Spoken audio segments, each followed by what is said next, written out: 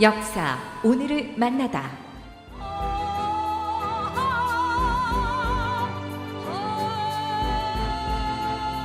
네, 역사를 불러내는 이 소리. 매주 수요일 역사를 통해 우리 사회를 들여다보는 시간입니다. 오늘도 김준혁 한신대 정조교양대학 교수와 함께합니다. 안녕하십니까? 예, 안녕하십니까? 네, 자 오늘도 기대가 됩니다. 오늘 나눌 역사 얘기는 어떤 것입니까? 최근에 우리나라에 그 미사일 문제가 굉장히 좀 커졌습니다. 그렇죠. 잘 아시겠지만 지금도 현안이죠. 예, 미국이 한반도에 설치하려고 하는 이제 고고도 미사일 사드와 관련된 내용이죠.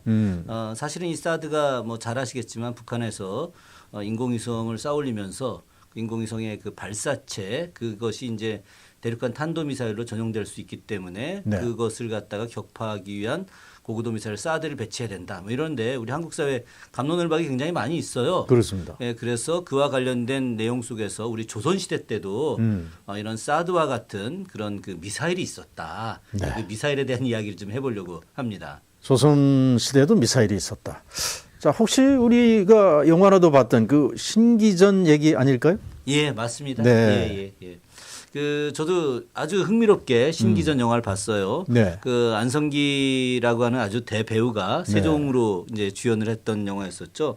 그때 이제 막 그 엄청난 로켓을 발사하면서 명나라 사신들이 초주검이 됐던 그런 내용이 이제 신기전이었었는데 참 세종은 여러 가지 일을 했어요. 그럼요. 네, 신기전까지. 대단한 네. 분입니다. 우리 역사에서 가장 존경받을 일이고 나중에 이제 기회가 되면 역사 지도자의 한 명으로 세종에 대한 이야기를 좀 네네. 했으면 좋겠어요. 저도 세종 연구를 좀 했었는데 네. 세종대 그 신기전이라고 하는 그 이 미사일 같은 걸 만들었어요. 네. 사실 이 신기전이 북방의 그 여진족을 물리치기 위해서 만든 것인데 한 번 쏠 때 100여 개의 불화살이 동시에 날아가는 이제 로켓형 이제 화기라고 하는 거죠. 이것이 이제 1448년 세종이 이제 즉위한 지 30년 되던 해에 만든 것이었었는데요. 실제 이 무기는 이제 뭐 잘 알려져 있던 대로 고려 말에 최무선이라고 하는 그런 그 위대한 그 네. 발명가가 무장이었죠. 화약의 아버지. 그렇죠. 네. 그 주화. 뭐 또 나중에 설명드리겠습니다만은 이 주자가 이제 달릴 주자예요. 네. 불화자. 달리는 불이다. 즉 불이 이렇게 날아가는 그런 그 무기가 이제 주화라고 했는데 그 주화를 이제 계승해서 만든 것이고 세종 29년에 즉 이 신기전을 만들기 전에 이제 소중화 중중화, 대중화 이런 그 무기를 만들었다가 이름을 나중에 이제 1년 뒤에 신기전이다 이렇게 이제 바꿨던 거죠. 그 신기전의 신자가 귀신 신자인 걸 보면 상당히 위력이 있었다. 이름에서도 그렇죠. 느껴지네요. 그러니까 이 일반인들이 봤을 때 네. 감히 상상할 수 없는 무기였던 거죠. 인간이 만들 수 있는 무기가 아니고 인간이 활용할 수 있는 무기도 아니라 이것은 신이 만든 무기다. 이렇게 이제 많은 사람들이 생각을 했기 때문에 신이 만든 기계. 그래서 신기전이다. 이렇게 이제 불렀던 거죠. 네. 이 신기전이 만들어진 것이 이제 15세기니까. 그렇죠. 당시의 세계적인 수준과 비교하면 어떨까요? 당시 세계적인 수준과 비교했을 때 뭐 굉장히 그 대단했다라고 할 수 있죠. 사실은 그 화약에 대해서 많은 사람들이 중세 유럽에서 만든 것으로 착각을 하고 있어요.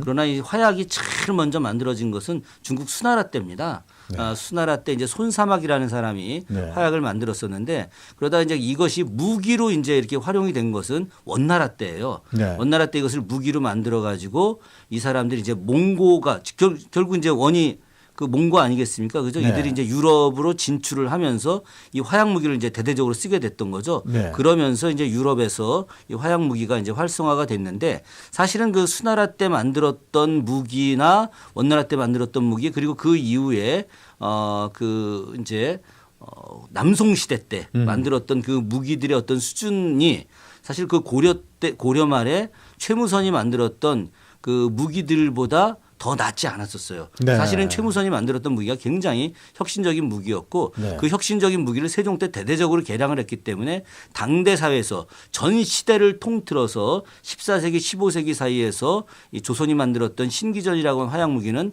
당대 최고의 화약 무기였다. 이렇게 이야기할 수 있는 것이죠. 참 우리가 보통 로켓의 시초 예. 이러면 폰 브라운 박사 예. 독일계 미국인 또 우주 개발의 아버지 이러는데 역시 동양 쪽이고 또 중국에서부터 최무선이 그걸 또 우리 쪽에 그 기술을 또 그렇죠. 들여와서 사실은 세밀화한 것이네요. 그 폰 브라운에 대해서 많이들 이야기하죠. 네. 폰 브라운의 일대기에 대해서 제 친구가 사실 그 전기를 번역을 해서 제가 한번 읽어본 적이 있었는데 네.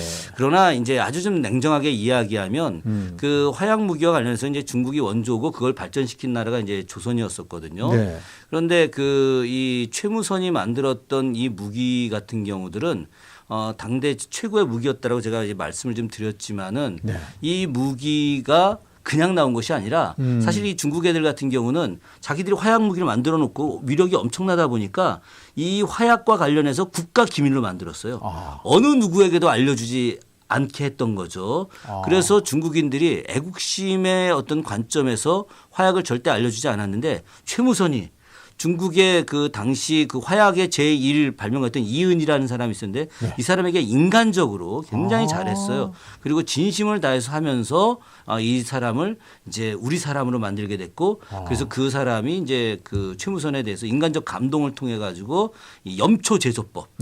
그래서 이 화약의 주 원료가 염초인데 약 75% 가까이 들어가는 이 염초 제조법을 알려줌으로써 최무선이 드디어 그것을 만들게 됐고 그 무기들을 통해서 고려 말에 왜구가 아주 극심했지 않습니까? 그죠? 네네. 그래서 그 왜구를 물리치고 또한 그 중국의 명나라의 원조가 이제 홍건적인데 네.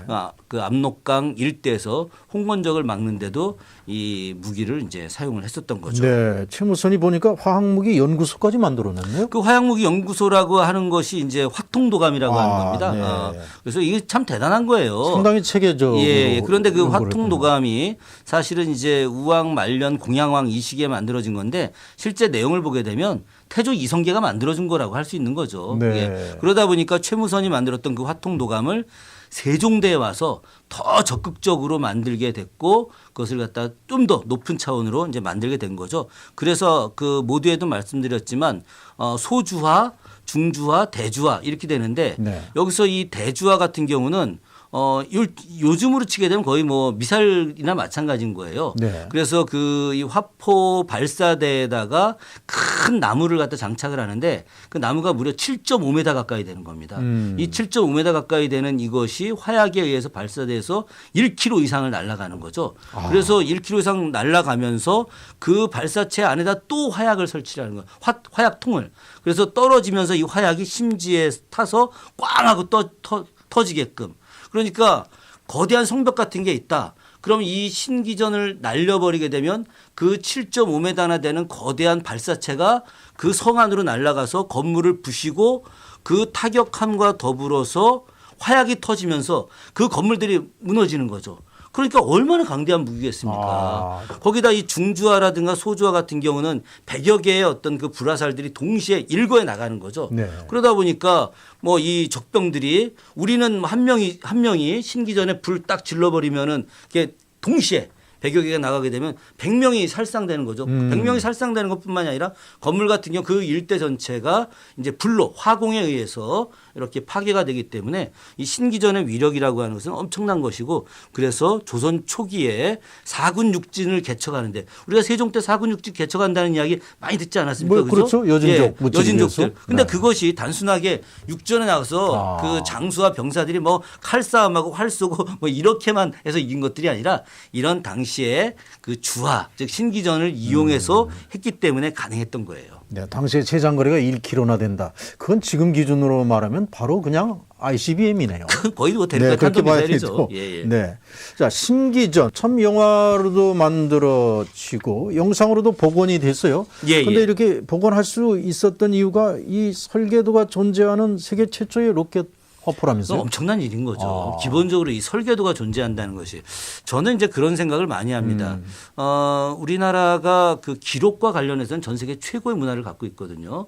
조선 왕조실록만 봐도 그렇죠. 그렇죠. 그 유네스코에서는 위원회가 세 개가 있어요. 세계유산위원회, 세계무형유산위원회, 세계기록유산위원회가 있는데 이 세계기록유산위원회에 등재된 세계기록유산이 지금 한 80가지 정도가 됩니다. 네. 그런데 이 중에 거의 20% 가까이가 우리 대한민국 그 유산이에요. 그러니까 얼마나 대단하겠습니까? 네. 우리나라는 철저한 기록을 남겨놨는데 사실 조금 전에 말씀하셨던 이 신기전과 관련된 설계 도면이 지금 남아 있어요. 어디에서 발견됐습니까? 어디에서 발견됐느냐? 이게 참 특별한 곳에서 나옵니다. 특별한 곳. 예, 바로 조선 왕조실록에 국조오례이라는 게 있어요. 그러니까 이 국조오례이라고 하는 것은 국가가 운영되기 위해서 군주와 조정이 해야 될 5가지 의례를 이야기하는 것이거든요. 예절서 아닙니까? 예절서죠, 예절서. 그러니까 뭐 중국에서 사신이 찾아왔다 그럼 뭐 그걸 맞이하는 의례, 빌례, 국왕이 결혼한다, 가례, 또 국왕의 장사를 지낸다 그러면 상례, 뭐 이런 식으로 네.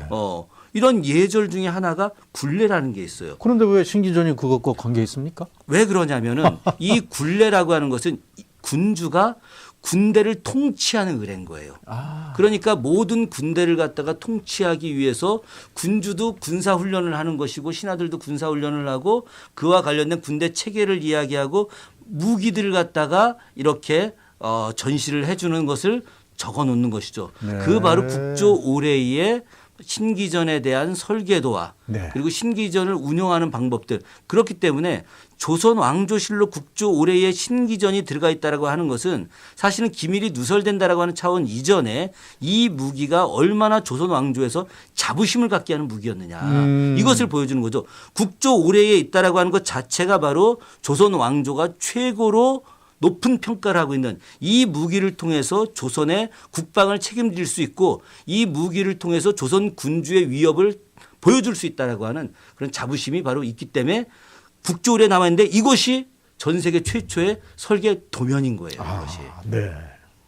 자, 이 신기전을 지금의 미사일이나 또는 사드와 비교하는 것이 또 이 발사대가 있잖아요. 그렇죠. 또 이 각도를 또 이렇게 고도를 또 조정할 수 있는. 참 그 옛날 사람들 정말 대단하죠. 그죠? 하나에 네. 고정돼 있지 않고 이게 그 화약을 통해서 발사를 하게 되면 발사대의 어떤 각도에 따라서 거리라든가 높이라든가 이런 것이 달라지지 않겠습니까? 그죠? 네네. 그래서 당시에 이 신기전을 갖다가 그 우리가 이제 0도 각에서 약 40도까지 이 각을 자유롭게 움직이게 할 수 있었던 거죠. 그래서 각을 높이게 되면 아무래도 공중으로 더 높이 올라갔다가 짧게 떨어지게 하는 것이고 네. 그리고 각을 낮추게 되면 보다 멀리 나갈 수 있게 하는 거죠. 그런데 이걸 갖다가 만든 사람이 특별한 인물인 거예요.